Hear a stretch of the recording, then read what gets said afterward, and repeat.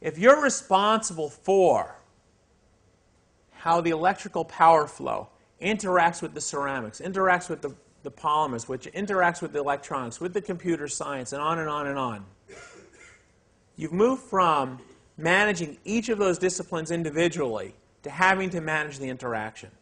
So within Ford and Toyota and Boeing and GE and Pratt & Whitney and any other organization which has proven very, very good at managing the complexity of their products, the complexity of their processes, they have expertise within functions, expertise within disciplines, but they have to create someone whose job, very specific job, is managing the integration across those pieces.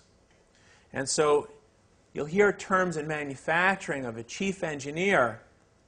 You wonder what that is. Well, the chief engineer and the deputy chief engineer and the assistant deputy chief engineer and the aide to the deputy assistant chief engineer, their job is to worry about the integration, how the pieces come together. There's a second piece here. 1964, if you had to design a Ford Mustang, with reasonable training in mechanical engineering, you could come up with the design for the engine.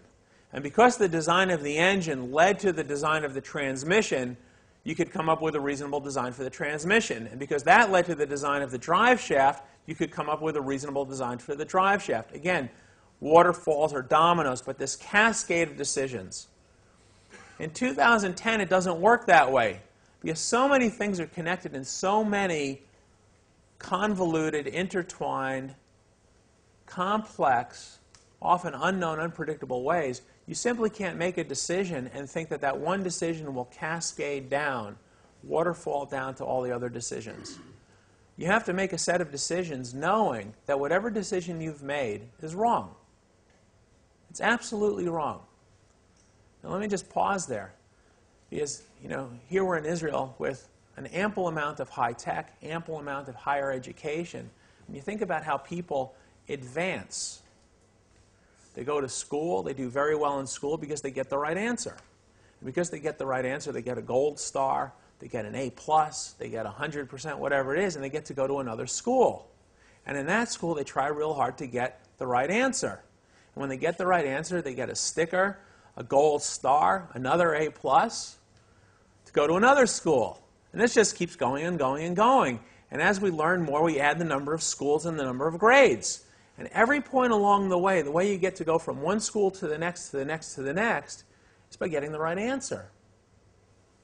In 2010, the great companies have realized that no matter how smart you are, how much education you have, no matter how hard you work, your first answer will be wrong. It has to be wrong. And the reason it has to be wrong is because you're trying to design things with all these different pieces, many of which you overlook, connected in ways you don't understand. So whatever you design first is going to be wrong. It's going to be broken. But the thing is, you need something which delights customers. And ideally, it's perfect, but at least adequate. So if your first answer is broken, it's wrong. It's not an A+. It's not even an A, a B, or a C. It's a D. There's no gold star. You're not even getting the sticker from the teacher. But you have to get to great. The only way to do that is to discover your way to greatness. The great companies, really great, twice as productive, twice as fast, 10 times as safe, is not because they're smarter in terms of getting the right answer on the first try. Is that they can learn much, much faster, with greater reliability across a much greater range of people, much broader base than any of their competitors. Again, it's not the A+ they got initially. It's their ability to discover their way to perfection. Now, I've talked about the problem Ford has with the new version of the Mustang compared to the old version of the Mustang. I just want to spend a little bit of time to say this is not a problem just for Ford or just for the auto industry. There probably couldn't be an industry more different from autos, the manufacturing of a physical product which is kinetic, than the healthcare industry. The healthcare industry has gone through exactly the same transformation as the auto industry. In 1964, if you had an ailment and went to a doctor, That was it. And in fact, we talk that our language is still framed around, I don't feel well, I'm going to see the doctor. And that comes out of 1964, because when you weren't feeling well, you went to see a single person. And there's a reason you went to see a single person in 1964. It wasn't because they were smart in 1964 and they're not smart now. It's in 1964 there wasn't that much to know about medical science. A lot of the things we know today hadn't been invented, hadn't even been thought about. So if you didn't feel well, you went to see the doctor, and there was a pretty darn good chance in 1964 the doctor knew everything available in medical science. Everything. Now, it turned out that everything wasn't very much, so if you went to the medical doctor in 1964, there wasn't much they could do for you. So we have this image, and again, I don't know the Israeli analogy on this, but in the United States, we used to have a TV show called Marcus Welby, MD. And Marcus Welby was a very nice doctor. He wore a nice jacket. He wore a nice tie. When you walked in, he knew your name. He asked you about how your family was, how your spouse was, how the job was. The reason he asked all these questions is there actually wasn't much you could ask about your illness. So he had to fill the time. It was, you can't have someone come in and bill for a minute. 15 minutes, 30 minutes, you can bill. So he's got to fill the time. So he says, how are you feeling today? And he's not asking like, oh, my knee hurts. Just like, oh, I'm feeling okay, things are going on. And he has these conversations with you. Well, we joke in the United States that healthcare has lost this personal touch.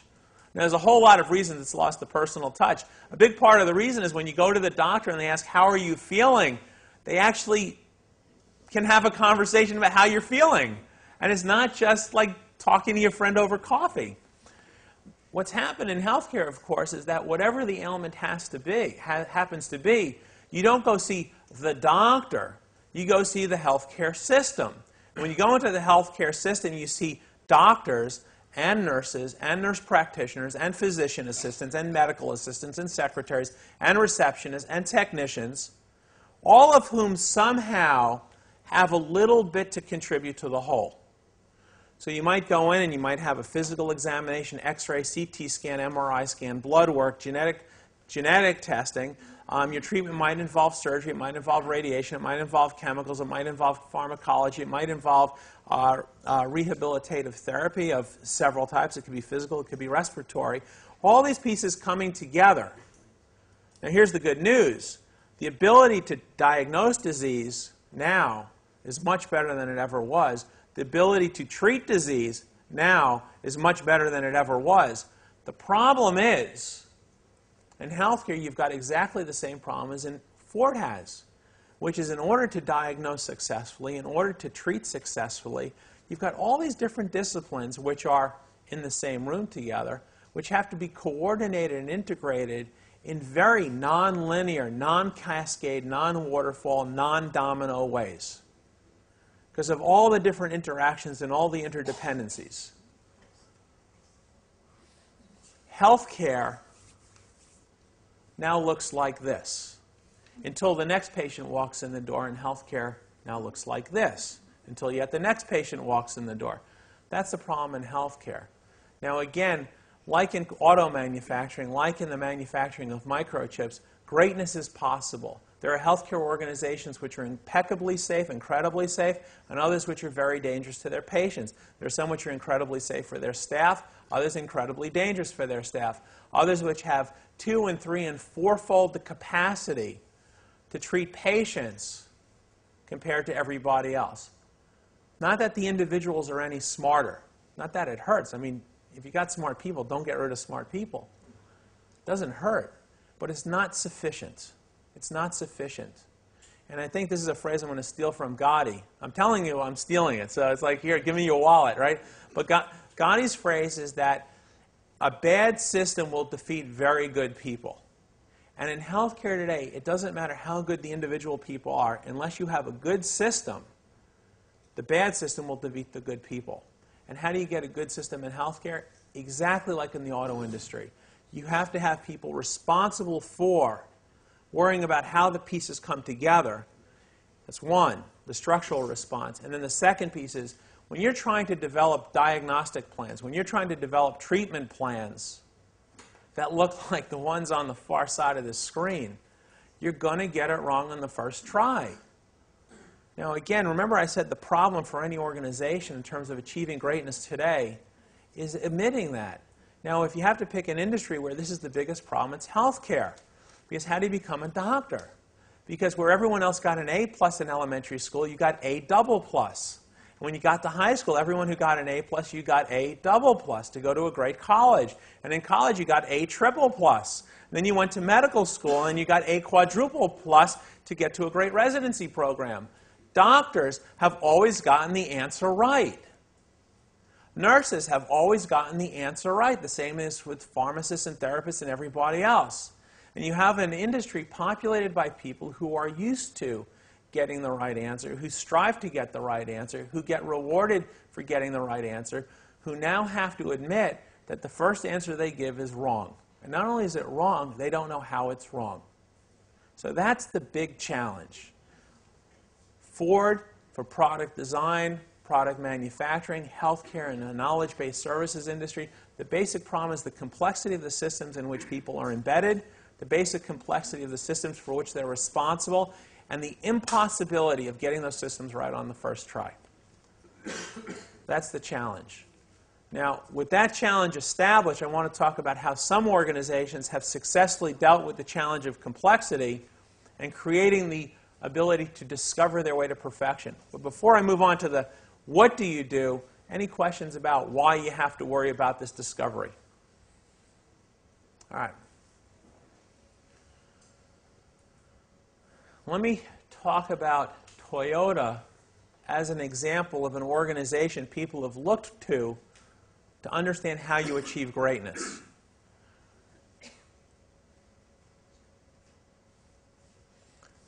Now, the reason people have looked at Toyota is really quite simple, is that in 1985, 1983, that time frame, the American automakers looked at Toyota and said, son of a gun, these people, and this is how they said it, they are stealing market share.